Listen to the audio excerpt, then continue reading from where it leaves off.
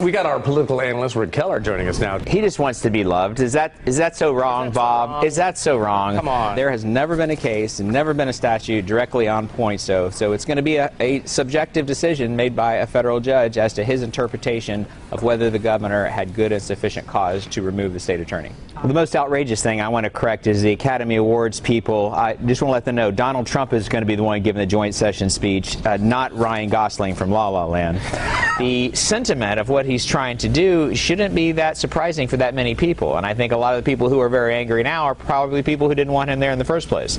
This intelligence is fuzzy. I mean, it says that there's a Russian connection, but the FBI and the CIA are split. From Mike, you're going to see stylistically a very positive, humorous, conservative guy. You're not going to see an attack dog. With Tim Kaine, I think you're going to see a lot of reassurance that he's a pretty moderate Democrat that most people like and find very substantive. Let's talk with our political analyst, Ric Keller, joining us this morning. Good morning, Rick. It was Tuesday. You said it's not going to happen. Do you still feel the same way?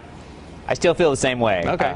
I'm not that concerned with the government shutting down. I'm more worried about it starting back up, frankly. I don't think it's going to happen still because the political impact is so devastating. It's opposed by 81% of the public, and so I don't think the Republican Congress or President Trump wants to see the government shut down on their watch. You know, let's be clear, though. If the government does shut down, you say it's a devastating impact. We're talking hundreds of thousands of federal employees who would have to, but they'd be non-essential people would still keep on working. Right? But you and I, we wouldn't really feel the effects right away, would we?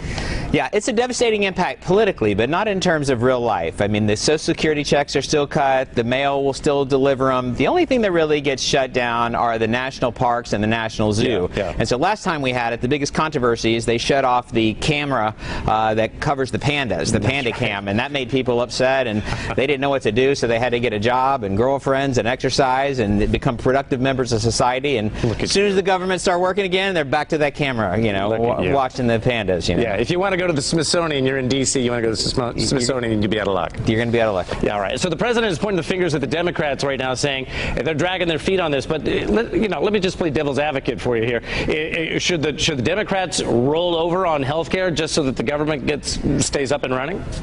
They're not going to roll over on health care. No, I don't think they're joking around, and so I don't think Republicans are going to have a choice. They can't link any of these two bills together. They just have to have a straight CR, it's called, where you have a continuing resolution to fund the government for 7 more days until you can work some other stuff out. Where do you see them finding room for a compromise? Well, I see no compromise today. I see just a basic continuation for 7 days. In terms of the future, the compromise is going to be you can't specifically say the words border wall. I have to say border security.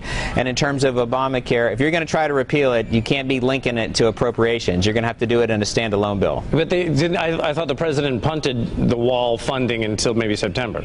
Well, that's one of the things that he's done, which is wise. That takes that off the table. Now the next issue is 7 days from now, are you going to be linking Obamacare with appropriations, or are you going to try to do that freestanding? And what I'm telling you, they're going to have to do it freestanding in order to get it through the Senate, because they're not going to be able to get 8 Democrat senators to kill Obamacare as part of appropriations. Yeah, it's like trying to get cats to walk in a line, right? Absolutely. Okay. Ric Keller, hey, Rick, people want to reach out to you and try and get some more information, because I looked for you on Twitter. Are you on Twitter? I couldn't find you. I'm on Facebook, but I'm not on Twitter.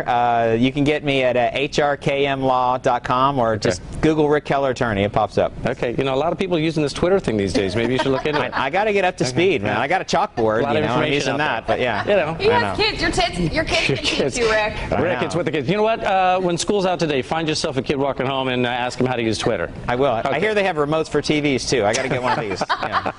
All right. Program your DVR. Oh, sorry. Or use your tape for your VCR. That's right. All right. Ric Keller, thanks, sir.